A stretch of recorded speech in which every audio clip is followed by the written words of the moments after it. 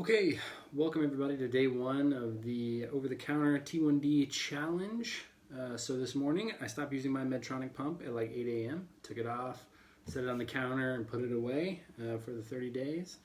And I injected my first dose of NPH, long-acting insulin, at 10 a.m. So I'm going on like a 10 a.m. NPH, 10 p.m. NPH to keep my 12 hours nice and even. And usually I can get away at 10 a.m. or and 10 p.m. to do whatever I've got to do for my injections. A friend recommended an awesome blog. Michael, what are you doing? Get away from there. A friend recommended an awesome blog from Bootcamp For Betics, which I've included in the description of this video, which gave me a great starting point for how to switch from 100% fast-acting Novolog insulin to the R and the NPH. So if you're thinking or you have to make this decision, like it's a really good step-by-step of what to consider when you're going to make the switch and everything that you've got to do. So I took my total units of basal that I normally take through my pump. That's 36.6 units. I multiplied that according to the Bootcamp For Betics method by 0.85. Divided that by 2 because of the 2 doses and got 15.5, which I then rounded up to 16. So I take 16 units in the morning and then 16 units at night. Then I use the same ratio because all the blogs that I've read said that R is basically the same as regular insulin, or it is regular insulin, as Humalog and Novolog. It just takes a little bit longer to act. So I've kept my same ratios, 1 to 10 at night, 1 unit for 10 carbs, 1 unit for 9 carbs in the morning, 1 unit for 8 carbs at lunch, 1 unit for 7 carbs after 5:30 for dinner time, and then back to the 1 unit for every 9 carbs from 10:30 to midnight. So in terms of what I've been eating in this 30-day challenge, I started intermittent fasting about a week and a half ago. I was reading a book called Man 2.0, Engineering the Alpha, and they were talking about intermittent fasting and all the benefits. I have done plenty of Whole30s. I'm normally a breakfast guy, but I decided I'd try something new. So I'm not eating breakfast. So I thought today that would actually make it a lot easier on my transition.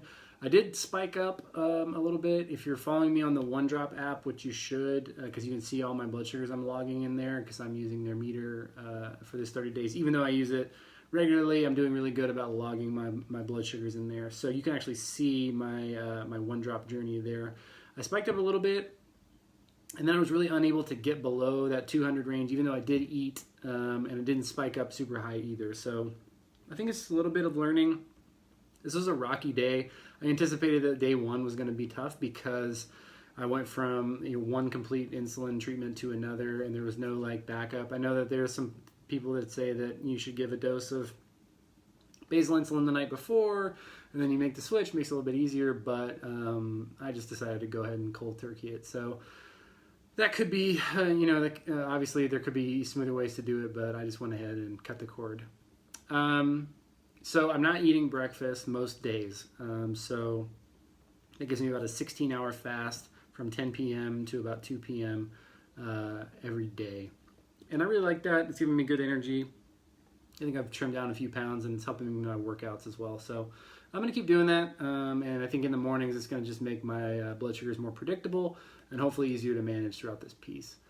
I do have an update on my Dexcom because I didn't log any Dexcom logs today because I goofed up and my transmitter expired like as I was putting it on. So I have a new one that'll be in tomorrow, but I won't have any Dexcom readings from day 1 and probably most of day 2. So we'll start with day 3 on the Dexcom. Totally my bad. I talked to Deborah from their customer service team last night, and she was so nice. But yeah, I had to get another prescription. So putting that on pause until at least day 3. I told you already that I thought day 1 was going to be my rockiest day. I also had a basketball game after work today, which I had obviously been looking forward to, but basketball always throws my blood sugars into like either they're fine or they gotta go down a little bit or they spike way up out of control. So tonight I wasn't stressed about the game at all. I just went and played, and actually getting active and moving around after my corrections allowed my blood sugar to go down, and then I got a like post-game low once some of that insulin really hit that I had given for correction earlier. So then I had a low, so I went from high to low, typical diabetes day. And before dinner, I corrected my low with some orange juice, and then had a nice low carb dinner with some hamburger patties, greens, and asparagus. I'm currently feeling pretty good. Just did my PM dose of NPH. So, I mean, all in all, lessons learned today, but no serious damage, no real drag out highs that made me feel really poor.